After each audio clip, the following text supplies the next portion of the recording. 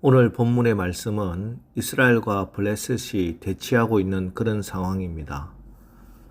이스라엘 백성들에게 블레셋은 피할 수 없는 아주 강력한 대적이었습니다.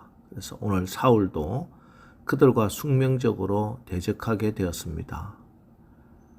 이제 곧 전쟁이 시작될 것입니다. 그런데 전쟁을 앞두고 이스라엘 백성들은 항상 하나님께 번제도 드리고 화목제도 드렸습니다.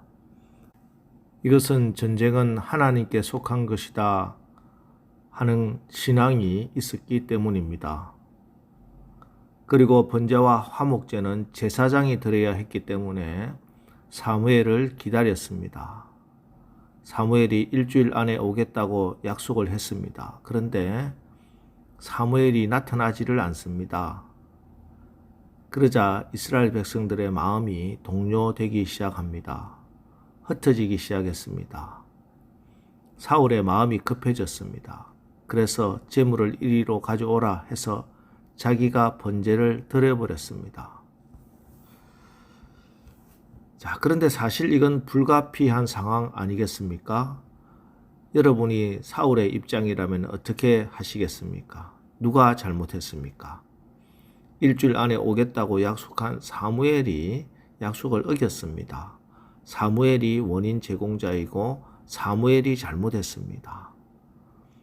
그런데 적반하장입니다. 사무엘이 와서 사울을 크게 꾸짖습니다. 그것도 굉장히 무서운 말로 꾸짖습니다. 13절 14절입니다. 사무엘이 사울에게 이르되 왕이 망령되이 행하였도다.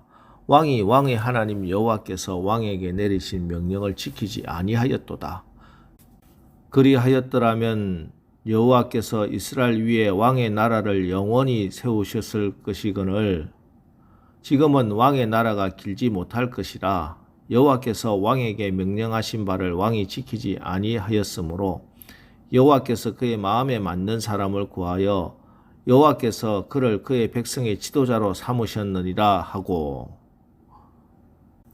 하나님께서 왕위를 폐위시켜 버리셨다고 무섭게 책망합니다. 여기서 중요한 것은 이스라엘의 왕은 자기가 왕이라도 짐이 곧 법이다가 아니라는 것입니다. 왕이라도 왕의 하나님 여호와의 명령을 받아야 한다는 것입니다. 부득이 했으라는 이유로 자기 소견에 오른 대로 참 왕이신 하나님의 말씀을 명령을 어겨도 되는 사람은 없다는 것입니다. 그것은 하나님 앞에 망령되이 행하는 죄라는 것입니다. 이것은 사울이 제사를 드렸느냐 아니냐의 문제가 아니라 하나님을 왕으로 삼느냐 삼지 않느냐 하는 보다 더 근본적인 문제였던 것입니다. 사실 블레셋 병사들은 사기가 충전해서 쳐들어오려고 하고 이스라엘 백성들은 흩어지고 사무엘은 일주일이 지나도 오지 않고, 이런 상황은 사울의 입장에서 분명 위기 상황입니다. 그럼 이런 위기 앞에서 왕이라도 해야 할 일이 무엇입니까? 자기 판단에 따라 자기가 결정하여 번제를 드리는 것입니까? 아닙니다. 하나님 앞에 무릎을 꿇고 하나님의 얼굴을 구해야 합니다. 기도해야 합니다. 이게 하나님이 참 왕이 되신 이스라엘의 왕이 해야 할 일입니다. 비록 왕이 세워졌다 하지만 참된 왕은 나 여호와 하나님이다. 너희는 나를 섬겨야 되고 내 명령에 순종해야만 하고 나에게 항상 물어야만 한다. 이것이 하나님의 명령입니다. 그런데 사울은 절체절명의 순간 왕이신 하나님께 기도하지 않고 묻지도 않고 자기가 왕이 되어 스스로 판단하고 스스로 결정하고 스스로 재물을 가지고 제사를 드려버렸습니다. 그래서 이것이 망령된 행실입니다. 역대하 20장에 보면은 훗날 유대에 여호사밧이라는 왕이 나옵니다. 엄청난 규모의 군대가 최소한 3개국의 군대가 연합하여 여호사밧과 싸우기 위해서 집결을 했습니다. 그 소식을 들은 여호사밧은 가슴이 철렁 내려앉았습니다. 그런데 이때 여호사밧은 어떻게 합니까? 역대하 20장 3절 여호사밧이 두려워하여 여호와께로 낯을 향하여 간구하고 여기 사울도 여호사밧도 두려움이 몰려오는 것은 어쩔 수가 없습니다. 문제가 산더미같이 집채만한 파도로 막 밀려오는데도 두렵지 않는 사람이 어디 있겠습니까?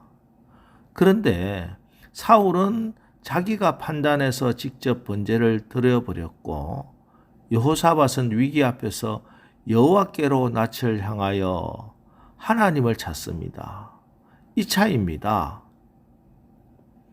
그럼 왜 이런 차이가 나오게 되는가? 11절 사무엘이 이르되 왕이 행하신 것이 무엇이냐 하니 사울이 이르되 백성은 내게서 흩어지고 당신은 정한 날 안에 오지 아니하고 블레셋 사람은 믹마스에 모였음을 내가 보았으므로 보십시오. 내가 보았으므로 사람들은 두려움이 밀려올 때 문제가 눈에 확 들어옵니다. 그런데 이때 눈에 보이는 이것을 믿어버리느냐 아니면 보이지 않는 하나님의 말씀을 믿느냐 이 차이입니다. 우리가 대부분 믿음의 길을 선뜻 나서지 못하는 것, 말씀에 순종하지 못한다는 핑계. 하나님 그렇게 하면 길이 보이지 않아요. 답이 없어요. 하나님 그렇게 하면 어디로 가게 되는지 길을 보여주시고 답을 알려주세요. 그래서 제가 이해가 되고 용납이 되면 그러면 순종할게요. 그럽니다.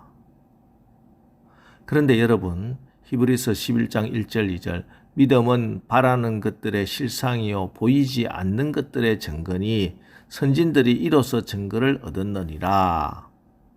믿음은 눈에 보이지 않습니다. 아니 눈에 보이는 현실은 하나님의 약속과 하나님의 말씀과는 늘 정반대인 것 같습니다. 믿음으로 살다가는 죽을 것 같아요. 그럼에도 불구하고 하나님을 믿는 것을 선택하기로 작정하는 것입니다. 비록 지금 다 이해가 되지 않고 답도 없어 보이지만 하나님의 언약과 말씀이기에 그 하나님을 신뢰하는 것입니다. 하나님의 뜻을 내가 전부 다 이해하고 다 알 수는 없으나 하나님의 성품을 믿고 순종하는 것입니다. 부담감과 불안감이 있기는 하지만 그것을 무릅쓰고 결단한 믿음의 선택은 그리고 언제나 그 결국이 좋습니다. 믿음의 선택은 언제나 복을 가져다 주고 승리를 가져다 줍니다. 왜냐하면 우리가 하나님을 믿는 믿음으로 나가면 하나님이 주인이 되어 주시고 하나님이 왕이 되시어 하나님이 하나님 노릇해 주시기 때문입니다. 여러분 이번 10월 한 달 여러분이 살아가는 삶의 현장 가운데 여러분이 왕이 아니고 하나님이 왕이십니다. 가정에서도 내가 가정의 가장이지만 사실 우리 가정의 진짜 주인은 하나님이십니다.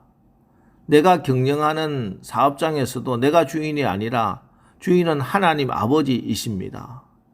나는 주인 대신 하나님의 뜻을 묻고 기도하고 하나님의 뜻을 구해서 성령의 인도하심을 받아야 합니다. 하나님께 여쭈면 됩니다. 그러면은 이를 행하시는 여호와 그 일을 만들며 성취하시는 여호와 하나님이 하나님의 선하신 뜻과 전능하신 그의 능력으로 반드시 최고의 열매를 맺게 해 주시는 것입니다. 이번 한 달 우리가 하루하루 살아가면서 혹 결정해야 될 일이 있다면은 내가 막 결정하지 마시기 바랍니다. 크고 작은 일 모두 다 하나님께 간절하게 물어보시고 여쭤보시고 조용히 나의 생각을 내려놓고 하나님이 여러분의 마음에 또 말씀으로 주시는 그 하나님의 마음과 뜻을 분별하십시오. 그래서 이번 10월 한 달도 하나님이 주시는 선하고 아름다운 믿음의 열매를 풍성히 맺는 복된 삶을 사시기를 주님의 이름으로 축원합니다. 기도하겠습니다. 하나님, 우리의 신앙과 삶의 각 처에서 하나님이 기뻐하시는 귀한 열매 풍성히 거두게 하옵소서. 우리가 눈에 보이는 것 때문에 우리의 마음을 빼앗기지 않고 우리의 마음을 하나님의 말씀과 믿음으로 지켜나가게 하옵소서. 내가 결정해야 할 일이 있다면 내가 결정하지 말고 크거나 작거나 하나님의 마음을 물어보는 지혜로운 자들 되게 하여 주시옵소서. 그래서 하나님의 마음과 뜻을 분별하고 그 하나님의 명령에 순종함으로 하나님이 주시는 선하고 아름다운 믿음의 열매 풍성히 맺게 하여 주시옵소서. 예수님의 이름으로 기도합니다. 아멘. 자, 이제 오늘 하루도 우리가 모든 일에 믿음으로 나가 하나님이 주시는 풍성한 열매를 맺는 삶을 살게 하옵소서. 오늘 말씀을 붙들고 우리 합심해서 기도하고 나가겠습니다. 우리 기도하겠습니다.